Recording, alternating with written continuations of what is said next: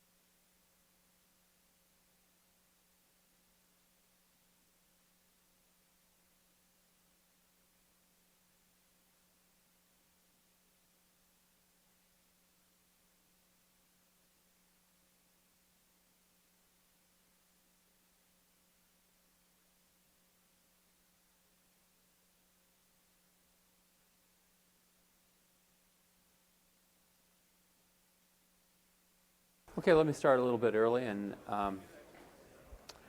talk about enrollment. How many people here are still trying to enroll in the course? Looks like nobody. One. Well, if you are, I guess it was day before yesterday, the wait lists for the course, there are probably some people listening on webcast for whom this is relevant. So even though nobody raised their hand, or one person raised their hand, let me make this announcement. Wait lists for the course expired, I believe, as of Wednesday. You can still add the course, but you have to have a code for me to do it. I did save the wait lists. Anybody who was on a wait list and had yet to get in can just come to me after class today, or maybe after class or office hours on Tuesday, something like that. Next week sometime, I'll give them a code and get in.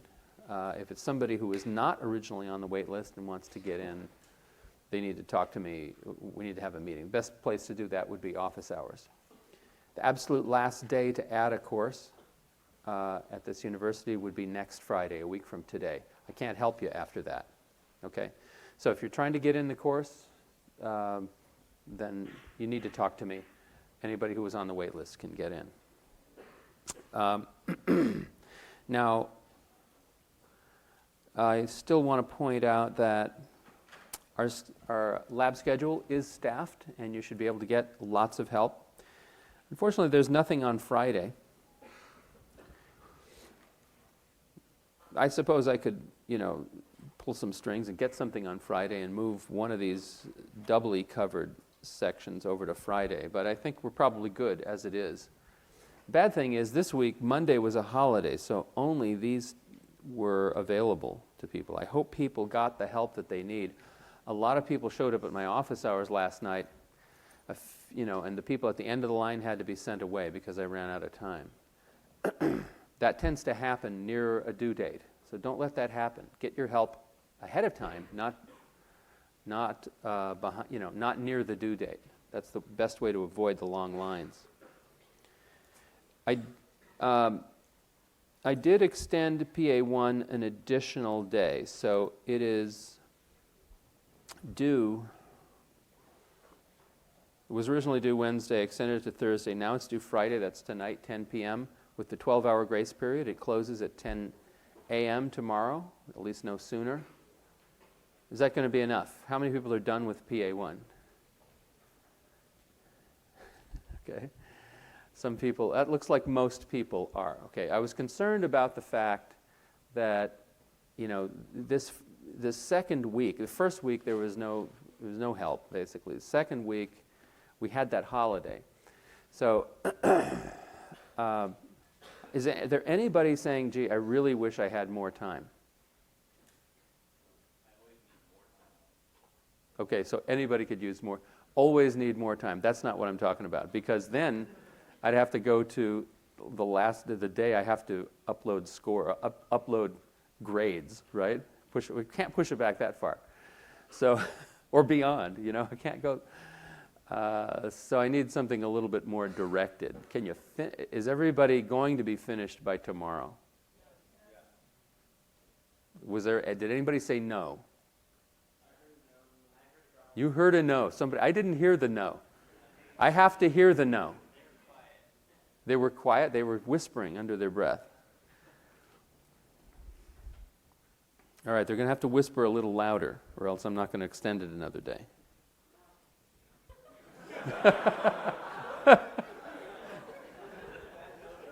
Okay, I'll go one more day.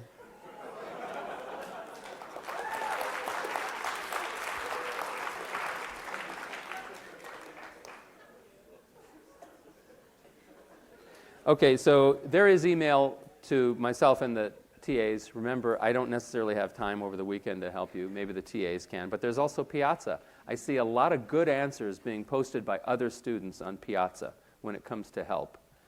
So one last day, I'm going to make it Saturday night. Please don't take this as a template for what's going to happen in the future. Of course, it probably is what's going to happen in the future. But there's always a limit to how far I can go. We've got to get to the next assignment. PA2 is posted. You should be looking at that. It's the same assignment in C. You just have C stuff to worry about now. Hopefully, the algorithmic details of how to do it, you've worked out in PA1, and now you can concentrate on the syntactic complexity of the C language. Okay, we got through homework assignment 1. Homework solutions are posted. A few people are coming to me and saying, can I turn in homework late? No, I don't accept late on homework. And here's the thing, without an excuse. I mean, if you were sick, okay, I'll deal with that. But then you have to talk to me in office hours when you get well. I need a conversation.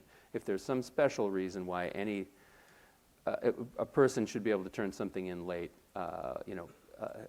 apart from everybody else. If you're different, you have to come and explain to me how it really is different. I've posted solutions to homework 1. Homework 2 is posted, and I got to get through enough material so that you can do homework 2. So let's pick up where we left off last time.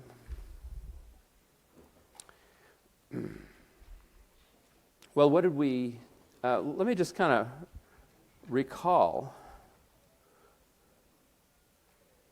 We defined what it means for f of n to be big O of g of n. This means that f of n grows no faster than g of n.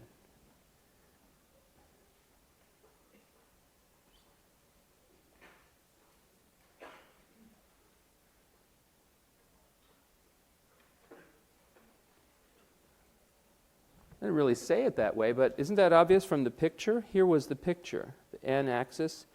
Here's c times g of n. F of n is, might do things, weird things early, but eventually it's dominated by a constant times g of n. That was the picture. So whatever the growth rate of f of n is, it's no worse than g of n.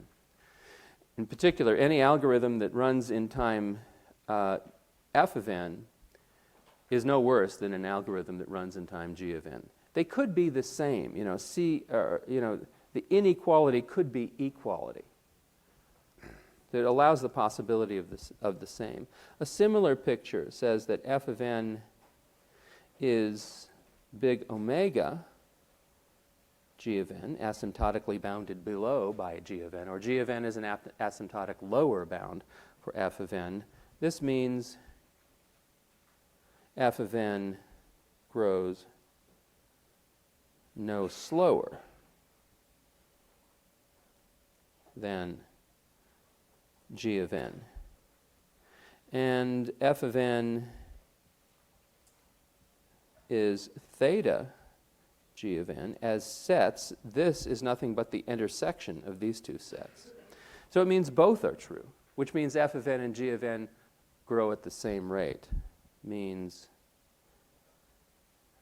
f of n and g of n grow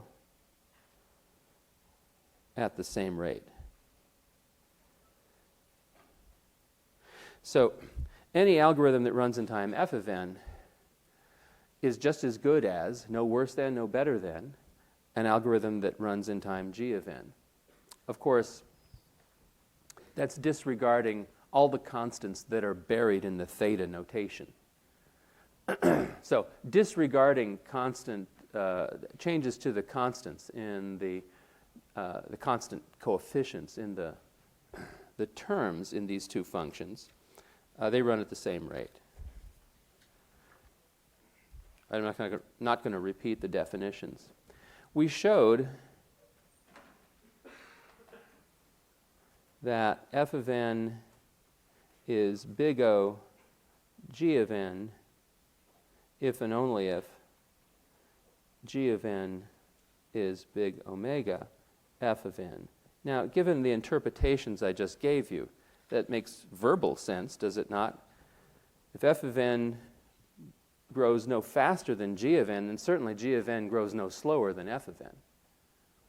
That's exactly what the picture says. It's exactly what the definition says when you unzip the definition. So we were able to show left-hand side implies right-hand side. I left it as an exercise to show right-hand side implies left-hand side. Tell me the truth. How many people actually sat down with a clean piece of paper and wrote down a proof? 1, 2, 3. Not enough. That problem, actually the original problem, either one of these directions, it's a perfectly good candidate for a midterm problem.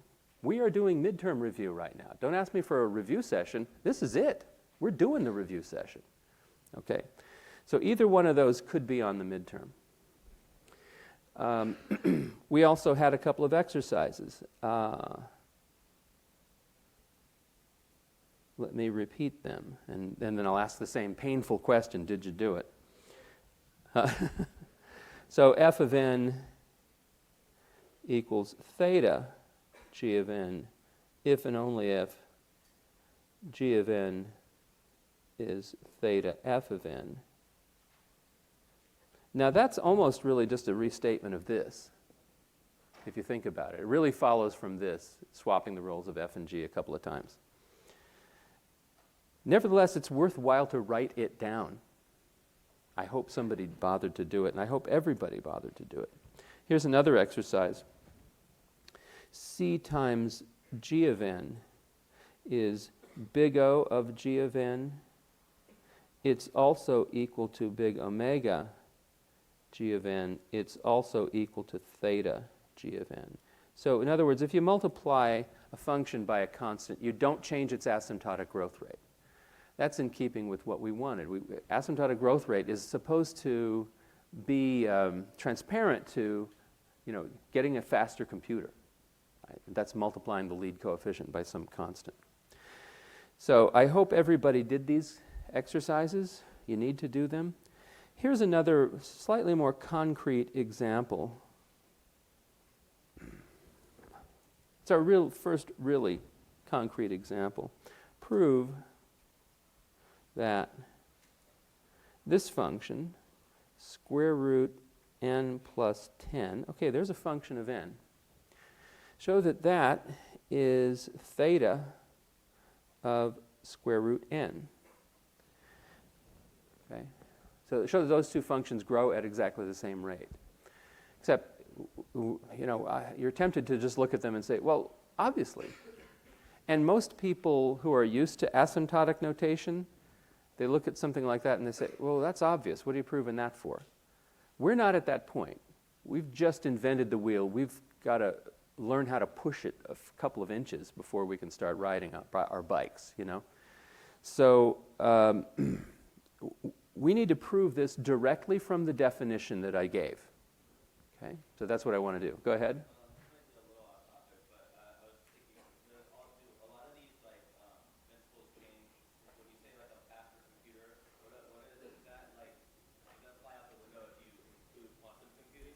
Yeah. Well, no. If you compare a sequential algorithm to an algorithm that's supposed to run on a quantum machine or parallel algorithm, anything like that, it's apples to oranges. It's out, but the notation, the language of asymptotic growth rates doesn't change. Notice I'm not, nothing in any of these mathematical definitions says anything about a computer, right? It's just a way to compare functions. And it's our usage in this class that those functions are measuring the growth rates of functions. Growth rates of algorithms. You would only compare quantum algorithms to quantum algorithms. Okay. Okay, so how do we prove this? Prove. Well, according to the definition, we must find positive numbers. Remember what the definition of theta was, the detailed definition. Positive numbers C1, C2, n naught, such that for all n greater than or equal to n naught, what's supposed to be true? F of n, that's the thing on the outside, square root n plus 10. That's supposed to be trapped inside a band that is delimited by a constant times the thing inside and another constant times the thing inside and 0 on the bottom. This 0 on the bottom we basically get for free because we're always using functions that are asymptotically non-negative. In fact, these two functions are asymptotically non-negative. If you look at their graphs, they go up, right? They go to infinity as n goes to infinity. So, in fact, this one is only 0 at 0. This is only 0 at negative 10, which we don't consider anyway. Okay, so what are we supposed to do? The definition says that we must find positive number, which must prove the existence of C1, C2, n naught, positive, such that whenever n is greater than or equal to n naught, that inequality is true. How in the world are we going to do that? Well, remember, this is an existence assertion. And two ways to prove the existence of something. One is constructively, and the other one is non-constructively. Everybody likes constructive existence proofs. You want to prove the existence of a blue horse, go find one, bring him into the classroom. See, he's blue, he's a horse. So we need to find 3 blue horses, 3 actual numbers. Okay, so, and once I give you those numbers, I've shown you the horses. I haven't shown that they're blue. So, 3. Let C1 equals something, C2 equals something, and n naught equals something else, period. That's my next sentence in my proof. Notice I write sentences, and I don't leave out. I don't just start using variables, like in Python, right? You just start using a variable without introducing it. In the language of proofs, it's like Java. If you don't say what a variable is or what it stands for, then it's like using a variable that was undeclared. It's a syntax error, and the proof won't compile. I pray to God that someday somebody provides me with a proof compiler, and I won't have to, I can at least run everybody's proof through a compiler before I have to read it. Okay, so here they are. Are you ready? C1 equals 1, C2 equals square root 2, and naught equals 10.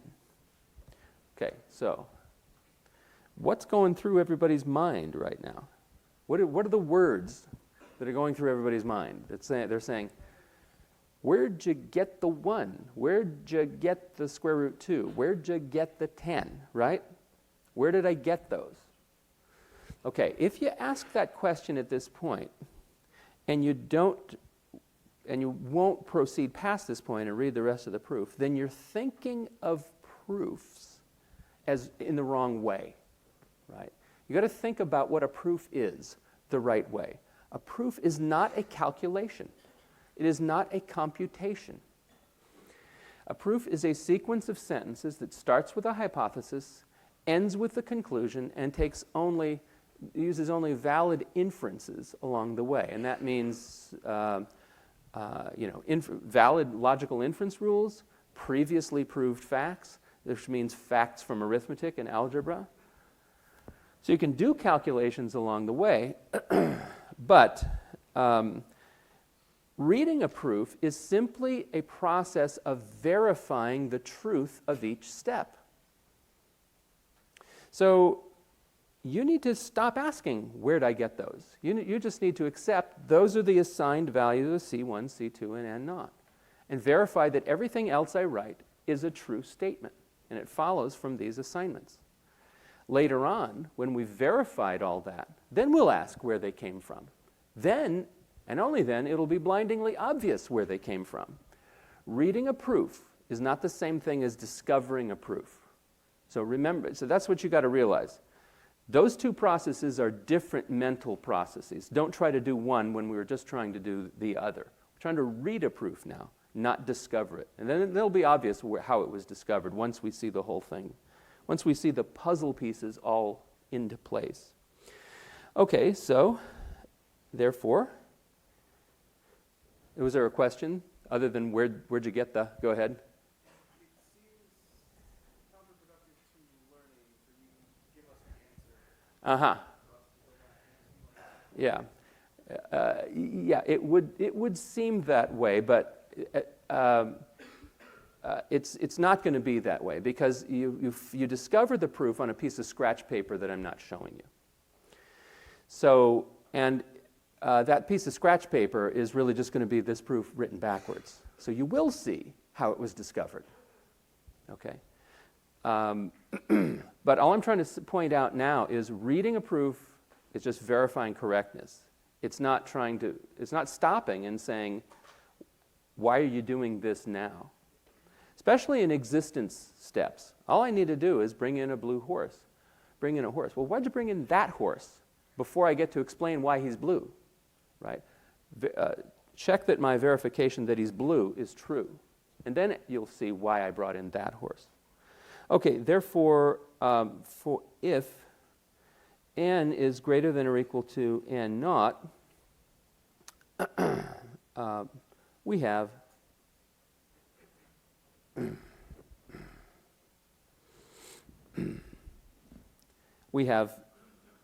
two statements. Negative 10 less than or equal to 0 and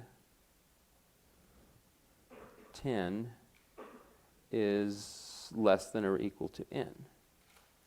Now, that is obviously true. Out of all the true things I could have written, why did I write that? Don't ask. Just check that it's true. Now, that's true for a reason. That's true by my choice of n naught. N naught is 10. I'm assuming n is greater than or equal to n naught. That implies that n is greater than or equal to 10. So this is true by choice of n. This is true just because it's a fact of arithmetic. Why did I choose it? Don't ask. So therefore, negative 10 is less than or equal to 1 minus 1 times n, and 10 is less than or equal to 2 minus 1 times n. All I did was I wrote 0 in a fancy way. Why did I choose to write it in that particular way? You'll see. And what did I do here? I just wrote the coefficient 1 in a fancy way. Why? Because it pleases me to do so. All you're doing is checking that it is true. That's all you're doing when you're reading a proof. Check that it's true. You have to spend a lot of time reading proofs before you'll ever have any hope of discovering one on your own. Let me put it that way. You got to learn to ride the bike forwards before you can ride it backwards. Okay. All right, so therefore, well, 1 happens to be, by my choice of C1 squared. So this says negative 10 less than or equal to 1 minus C1 squared. That's C1 is 1, 1 squared is 1, and 10 is less than or equal to 2 is C2 squared. C2 squared minus 1 times n. Okay? Therefore, let's rearrange this inequality. It says, distribute the n, pull the C1 squared n over to the left, the 10 over to the right. If I do that, I get C1 squared n less than or equal to n plus 10, just rearranging, and distribute the n and rearrange n plus 10, so I'm pulling the n over to the left, is less than or equal to C2 squared n. And so therefore, well look, I just happen to have the same number in between, right? So I can combine these two inequalities as a chain of inequalities. C1 squared n less than or equal to n plus 10 less than or equal to C2 squared n. And so therefore, what's crying out to be done? Take square root of every single thing in sight. So this says C1 square root n less than or equal to square root n plus 10 less than or equal to C2 square root n. And for free, we get the 0 on the left because everything in sight is non-negative, right? N is greater than or equal to 10. C1 is positive. This is true. Okay, so we did it. I displayed particular numbers, C1, C2, and n naught, such that if n is greater than or equal to n naught, this inequality is true. That's exactly what the definition demanded. We satisfied it. And so we can conclude that square root n plus 10 is theta square root n. End of proof. Now that we've seen the forward logical direction, can you see what the discovery direction was? How did we ever come up with C1, C2? C1, C2, and n naught.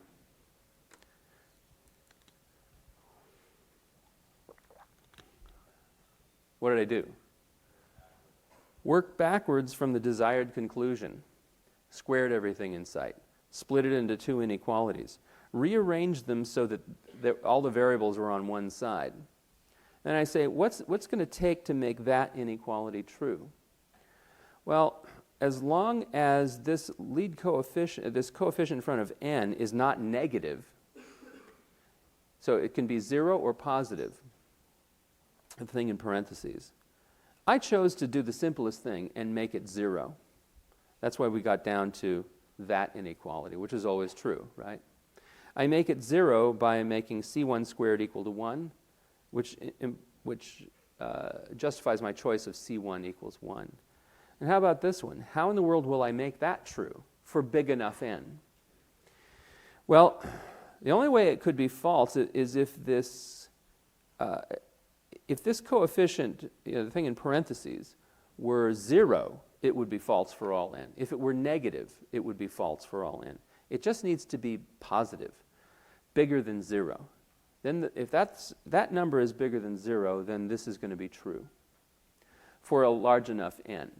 And how large n has to be depends on what I choose the thing in parentheses to be. Now, the simplest number bigger than 0 that I can think of is 1. So to make c1 squared minus 1 equal to 1, you put c1 squared equal to 2, which means c1 is square root 2. You solve a little equation to get that. And then this becomes equivalent to that, which is that. This tells me what I should choose n naught to be. N naught should be chosen to be 10. All right, so my point here, now why didn't I just do that to begin with?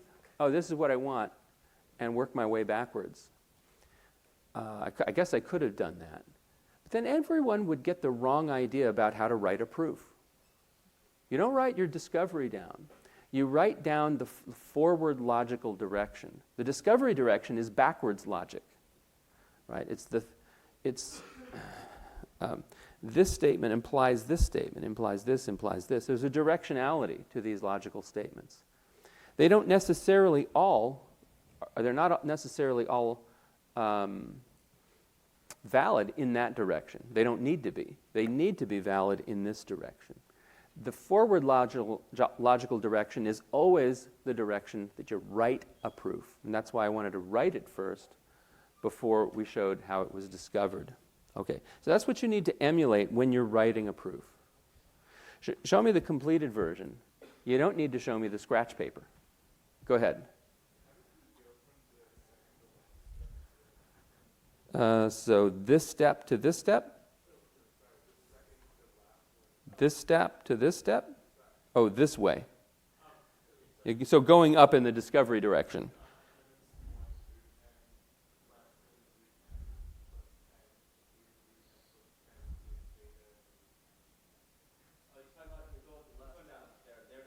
Here to here?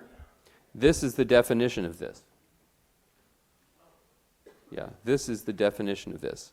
The definition of this is that there exists C1, C2, and n naught, such that if n is greater than or equal to n naught, that inequality is true. That's the definition of that statement. Remember, definitions are zip files. You just compress some complicated statement into a very simple, or some small notation. That's what a definition is. Mastering definitions is a big part of mathematics. Go ahead. Say again, why n naught equals 10? This is always true. Once I decide that C2 is square root 2, that makes this 2, and that makes 2 minus 1, 1. So I need this inequality to be true. Well, this n is, what do I have to assume to make n greater than or equal to 10? I have to assume that n is greater than or equal to 10. If n is greater than or equal to 10, then n is greater than or equal to 10, right? So if I assign n naught the value 10, then this assumption will imply that. That's where I got the 10. Does that make sense? Yes? Okay. Okay. Now, remember, though, that if a triple of these constants exist, making this inequality true, then infinitely many triples, C1, C2, square root, n naught, exist also. In particular, any larger, any smaller C1, any smaller C1, any larger C2 would work. Right, because a smaller C1 would make that inequality more true, and a bigger C2 would make that inequality more true. Of course, you don't necessarily have the same n naught every time. So as an exercise, check that you can make it work with other constants.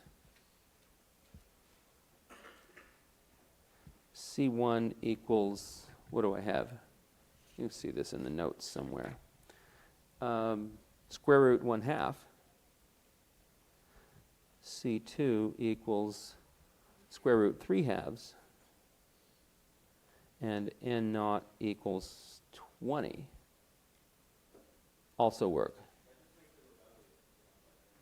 Yeah, that makes it look uglier, right? But they work. They work. All right, so one more thing. Let's look at the conclusion we reached and ask ourselves, gee, would you really think that if I changed that 10 to 11, it would stop being true?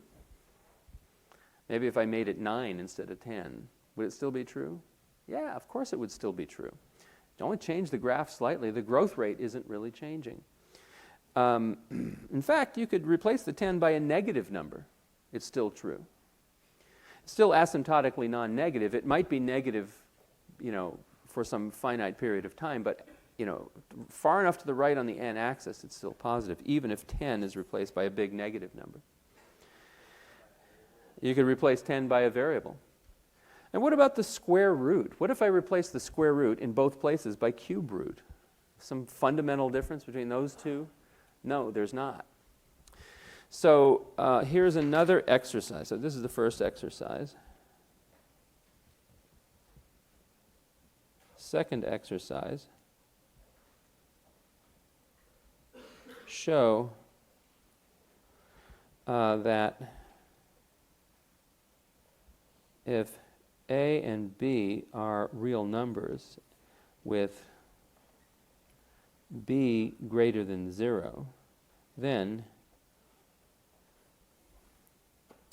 n plus A to the power 1 over, no, do I need 1 over, just B, the bth power, sorry, just B, is theta n to the power B. That's for any A and B. The only thing I insist on is that B be a positive number. So I'm taking a positive root, not a negative root. Okay, so in the case that we just proved, A was 10 and B was 1/2. B could be 1/3, B could be 50, it wouldn't matter.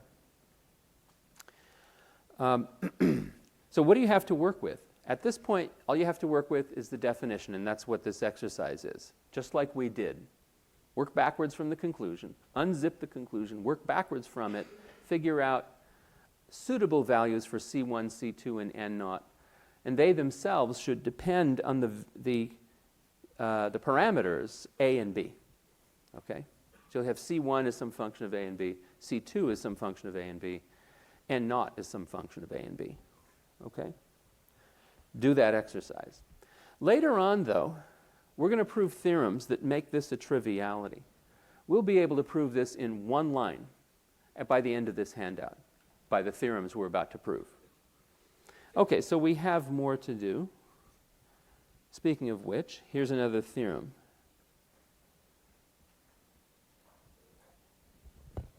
Theorem says, if H of n is big O G of n, and f of n is less than or equal to h of n for all sufficiently large n, that means for all n greater than or equal to some number, this inequality is true. Then f of n is itself big O of g of n.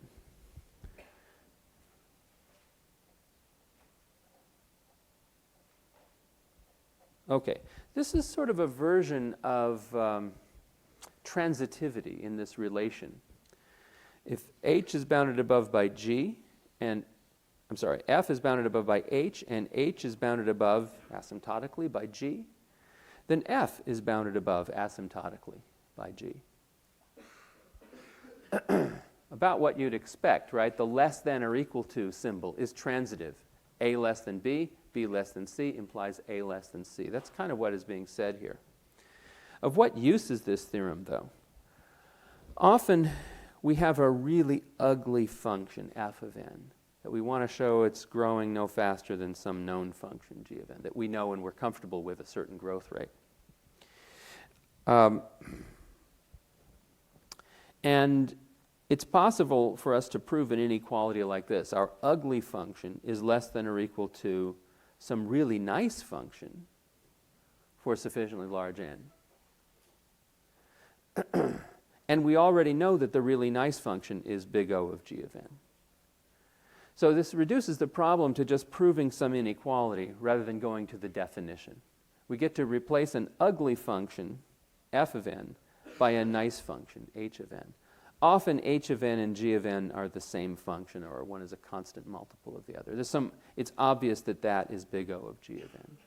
The thing inside the parentheses, inside the big O, the big omega, and the big theta, we ordinarily try to make that as simple as possible. Simplest, one term. We almost never have two terms. Okay, so let's prove this, and then we'll apply it. Proof. Okay, we're writing a proof now. We're writing an essay. We're writing a sequence of sentences. Start with a hypothesis. We have h of n is big O of g of n.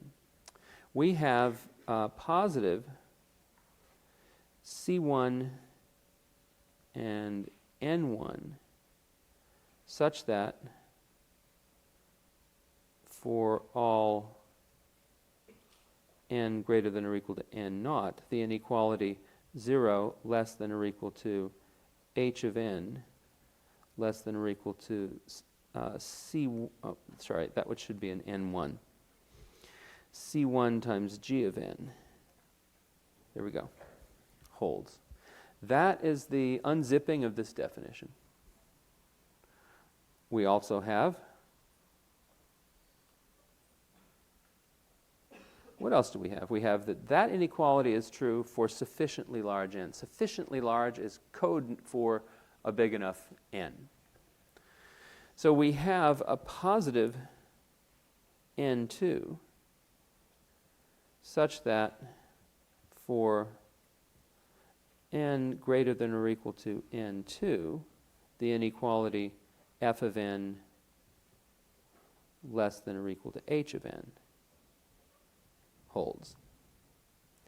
So I've unpacked the second definition, what it means for sufficiently large n, greater than or equal to some particular number, some point on the n-axis, this inequality holds. What are we trying to prove? We're trying to prove f of n equals big O g of n. So we must show, let's unzip that definition too. We must show there exists positive numbers c n naught such that, notice how I use different letters in each case. I don't repeat the same letter. I don't try to get one letter to stand for two different things. Classic mistake. Professors make that mistake too, right? I'm sure you've seen that in your math classes. Okay, but don't do that. We must show there exists positive c and n naught such that for any n greater than or equal to n naught, what inequality needs to hold? 0 less than or equal to f of n less than or equal to c times g of n. That's the definition of this guy. And that's what we must show. All right, this is what we have, C1, N1, such that this holds if that's true. And we have N2 such that this holds if that's true. I guess I should put a period here and a period here. And a period here, right? Sentences end in periods. We need to, from the C1, N1, and N2, construct, that means go find and construct the blue horse, C and then the blue horse N naught, such that if N is greater than or equal to N naught, this inequality holds. Right, so the only thing I can say at this point is let C equal something and N naught equals something else, period. Can anybody see Can anybody work their way backward through this proof and figure out what I'm trying to do here and what must hold? I mean, think about this. If that is less than or equal to that, and that is less than or equal to that, then this will be less than or equal to this, won't it? So what should I take C1 to be? What should I take C to be? Sorry. Yeah, the simplest thing and the obvious right thing to do is to simply take C to equal C1. Did I say that somewhere?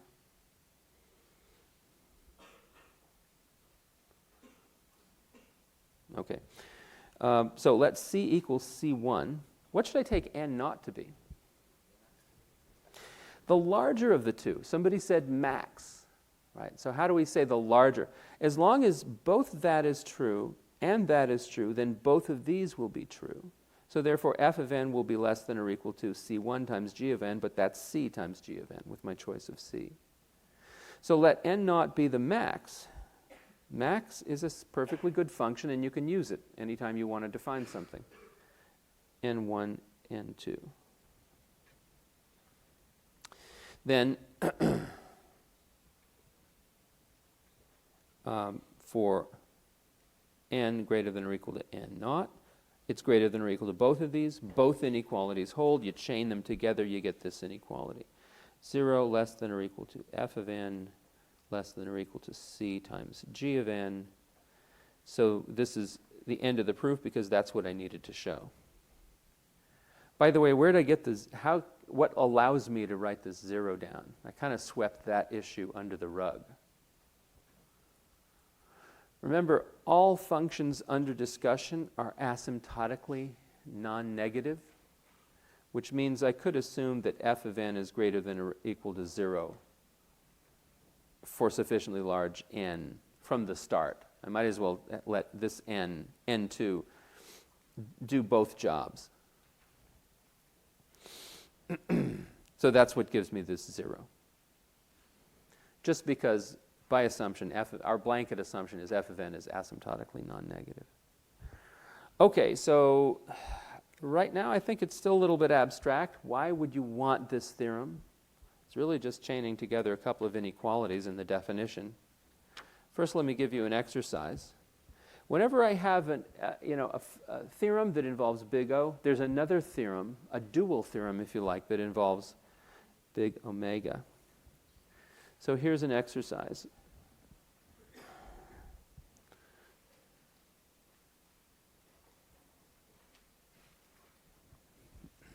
Two exercises. Show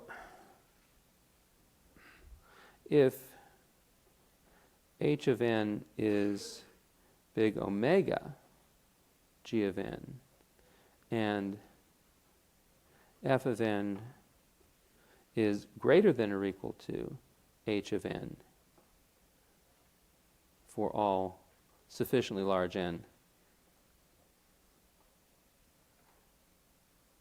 then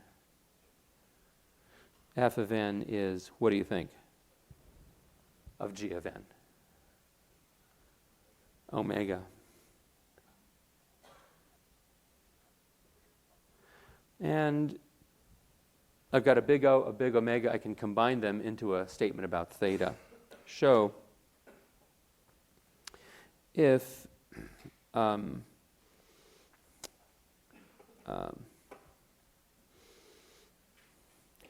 h1 of n less than or equal to f of n less than or equal to h2 of n for all sufficiently large n, and both h1n is big omega g of n and h2 of n is big O of g of n, then f of n equals what? Theta. Theta g of n. Right? this inequality and this hypothesis and the previous exercise says f of n is big omega g of n. This inequality and this hypothesis and what I just proved shows that f of n is big O of g of n. Since it's in both, it's in the intersection.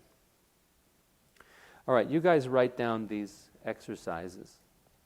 Any one of them could show up, or something like them could show up on the midterm. It's worth the time and effort to try to write it down. All right, so what I want to do now is, there's a reason I chose these particular theorems to prove. I want to prove them. I want to show you how theorems like this get used.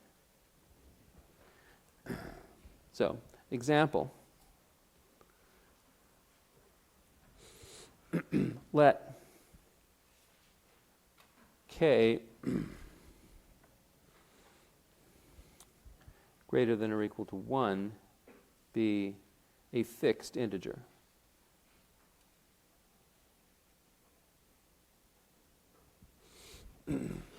Prove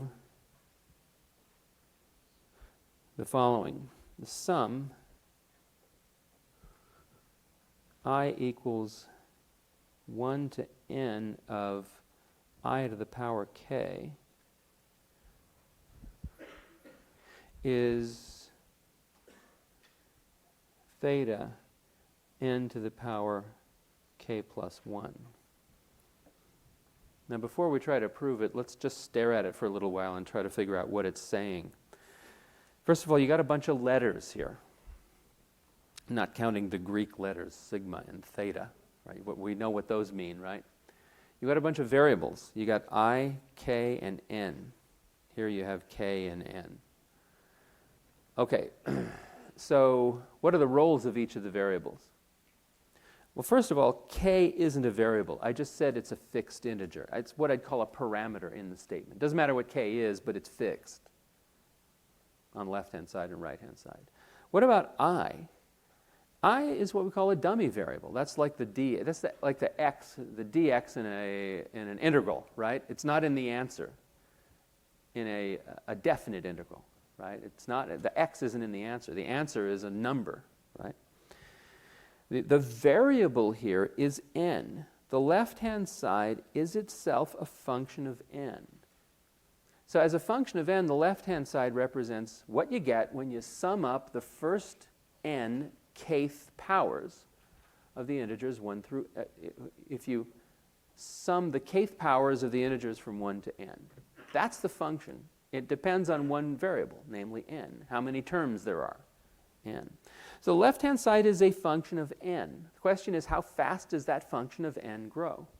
Turns out it grows at the rate n to the power k plus 1. That's what we're proving.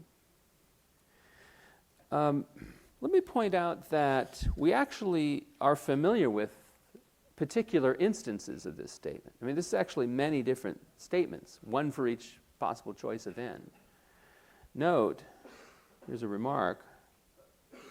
We already know that sum I equals 1 to n of I to the power 1 is equal to n times n plus 1 over 2. And at least we agree informally that this is theta n squared. Haven't actually proved that yet, but it is. Every second-degree polynomial is theta n squared.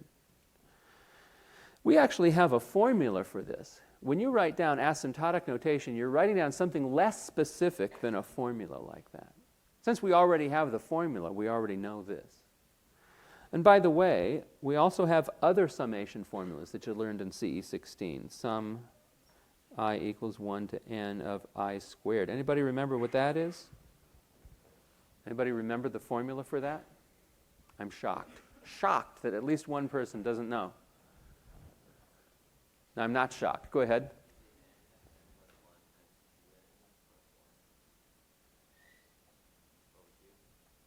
Over 6. Okay. Why do I remember that? Because I teach this every year. That's why. I've somehow managed to forget the 6 at some point in the past, but I'm lucky to remember my name. But that's a third-degree polynomial. So that is theta n squared. So n cubed. Notice this power is 1 more than that power. This power is 1 more than that power. That's what's being asserted here, but only in the asymptotic sense. We're not discovering formulas. Anybody know what the next formula is? I cubed. Anybody know what that is? Go ahead. The first one squared, n times n plus 1 over 2, the quantity squared. And that's a 4th degree polynomial, theta n to the 4. So at least given the formulas that we already know, this is a consistent statement. In fact, there are a whole sequence of formulas that, they get progressively more and more complicated, but they all obey this asymptotic rule. Remember, the asymptotic statement contains less information, less specific information than any one of these specific formulas. But all they're giving us is the growth rate. All right, let's prove this. How do we prove it? We prove it using this exercise, which is a result of the first thing I proved and the second exercise. Okay? So we're using this fact right now. All right, so what's the ugly function? Obviously, that's the ugly function. That's the f of n. So I need to show that this ugly function is less than or equal to some really nice function that's obviously theta n to the k plus 1. So here's the proof. Prove. Start with this and start estimating upward. Sum I equals 1 to n of I to the power k. Well, first of all, let's estimate upward. That's less than or equal to sum I equals 1. This is the easy direction. I equals 1 to n. Let's replace I to the k with something bigger than it. Well, I is always in the range 1 to n. So I to the k is always less than or equal to n to the k. So term for term, this sum is greater than or equal to this sum, is it not? But now each of the terms in this sum are the same. How many terms are there? There are n of them. So therefore, this is equal to n times n to the k. And therefore, this is equal to n to the k plus 1. And an earlier exercise that you will have shown, namely this one here, remember this? You will have shown that, in particular, you could take c equals 1 here. Every function is big O of itself, big omega of itself, and theta of itself. That exercise, in particular, gives you that this is theta of itself, n to the k plus 1. Okay. So that's the first half. I got the ugly function to be bounded above by a nice function, which is obviously and known by a previous theorem or a previous exercise to be in this class, or big O. It's also big O. Yeah, maybe that's what I should have said, big O. Yeah, I should have said big O. It's true either way, but the point is I'm trying to meet the hypotheses of the theorem, and the hypotheses of the theorem put a big O there. So that's what I should write. What about the other direction? I got to estimate downward now. The ugly function, I equals 1 to n of I to the k. Okay, this is harder and algebraically trickier, and it's not obvious why I'm doing each of the steps. Okay, this is greater than or equal to sum I equals, well, what I'm going to do is throw away half the terms, or approximately half the terms. I equals ceiling n over 2. So I'm not going to start at 1. I'm going to start halfway to n, up to n. I to the power k. Again, just check that it's true. It's true. Right? If I have a sum of n terms and they're all positive and I throw away half of them, I get something that's, smaller. Okay. Well, all the i's in this range are above ceiling n over 2. So this is greater than or equal to the sum of I equals ceiling n over 2 up to n of ceiling n over 2 to the k. All I did was replace I by something that is term for term smaller than it, namely ceiling n over 2. Why did I do that? My whole goal is to try to get rid of the summation, replace it by just some kind of algebraic expression. I can do that now because every term is the same. Okay, so it's how many terms times that same number that's being added up. All right, so this is equal to number of terms times that. How many terms are there? Well, yes? Top index minus bottom index. Is that all? Plus 1, good, thank you. So it's top index minus bottom index plus 1 times ceiling n over 2 to the power k. Now it's algebra. This is, first of all, ceiling n minus ceiling n over 2 happens to be equal to floor n over 2. So these two terms equal this. That's a fact about floors and ceilings. And I still have times ceiling n over 2 to the power k. Now this is strictly greater than, I'll show you why this is true in a minute, n over 2 minus 1 plus 1 times n over 2 without the ceiling to the power k. So I got rid of two things. I got rid of the floor and the ceiling. Why is this true?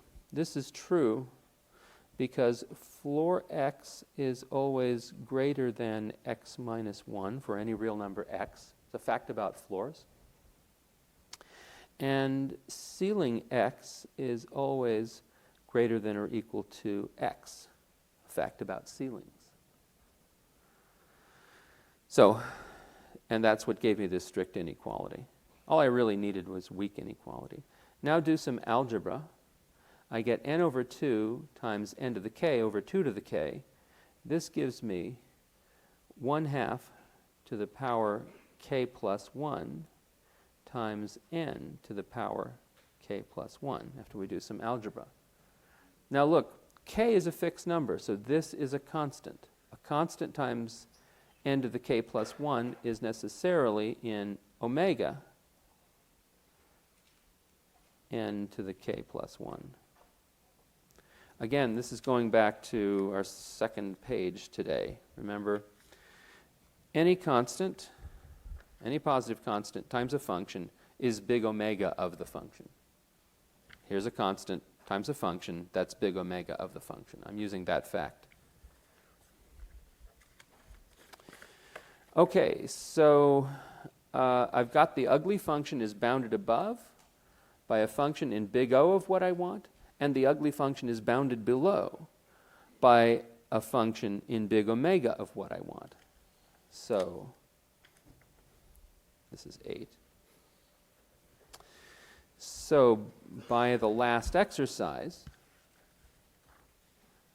therefore,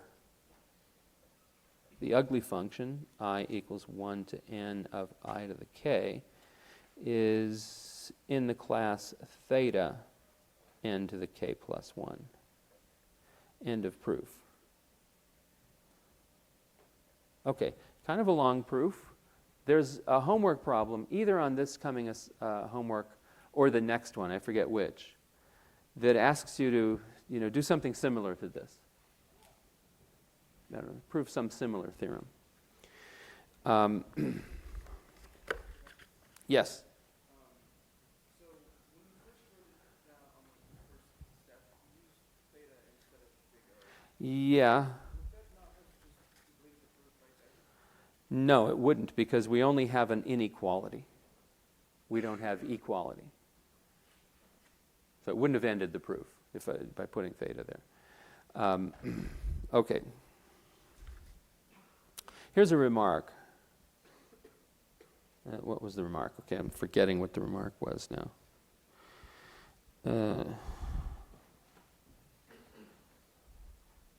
Yeah, what was the remark, darn it? The remark is, I've forgotten.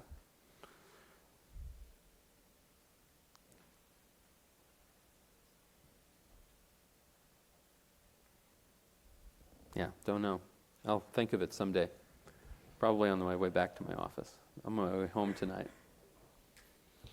Okay, so here's some notational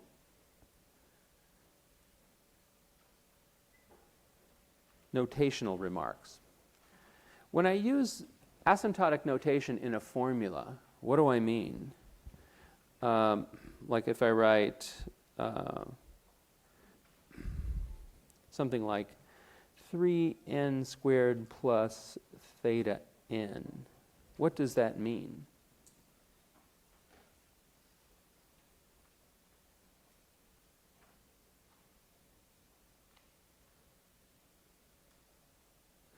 It means some function in this class that I don't care to name. So this means if I write 3n squared plus, big O, big omega, theta, we'll also introduce little o, little omega. I'm talking about some anonymous function I don't care to give a letter or a name to that lies in this class. I don't literally mean take this function and add it to this set. Can't quite do that. So what I'm doing is I'm being specific about the lead coefficient, but not being specific about the lower order terms when I write this. So this stands for some function f of n in the class theta n, something that grows linearly. It's trapped. It might be a very complicated function, but it grows linearly.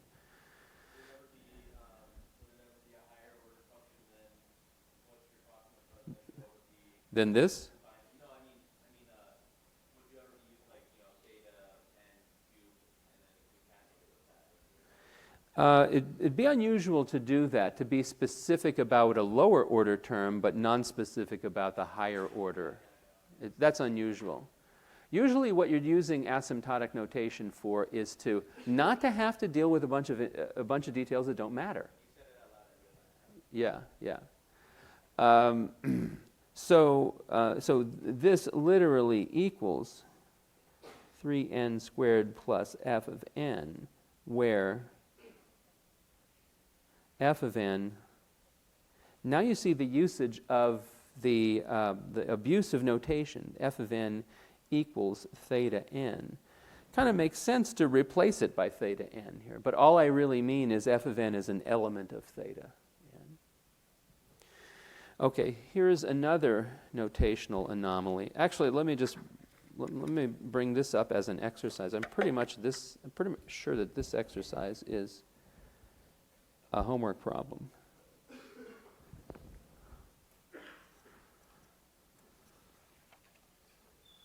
Exercise.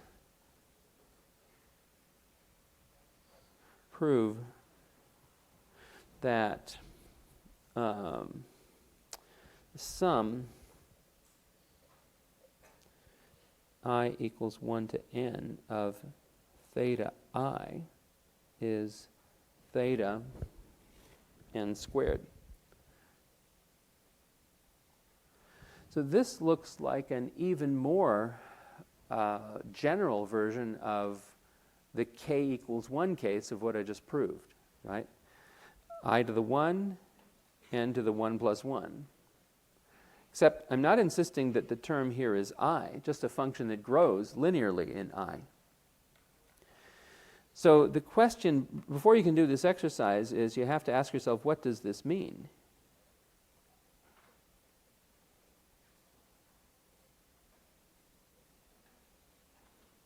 This can be a little bit puzzling.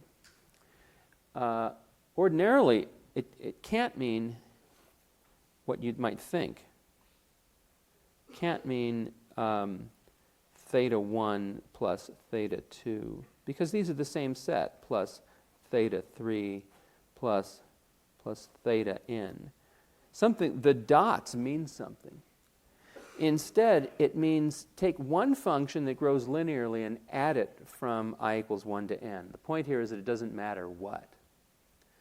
So it means the sum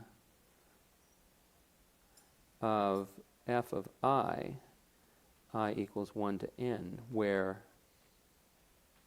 f of I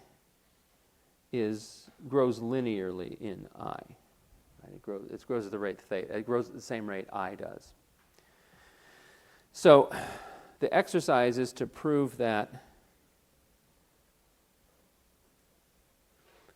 and let's say it specifically, if C1I less than or equal to f of I less than or equal to C2I, for some C1, C2, and sufficiently large I, then sum f of I equals 1 to n, is theta n squared. Okay, this is the ugly function. You need to bound it above and below. Pretty sure this is a homework problem for next Wednesday. Hopefully you've seen enough to try to tackle it. We still have to define little o, little omega. We're going to do that Monday. Hopefully get through the rest of this handout.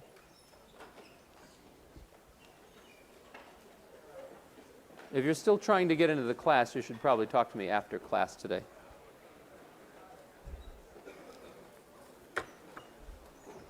Yes. Uh-huh. So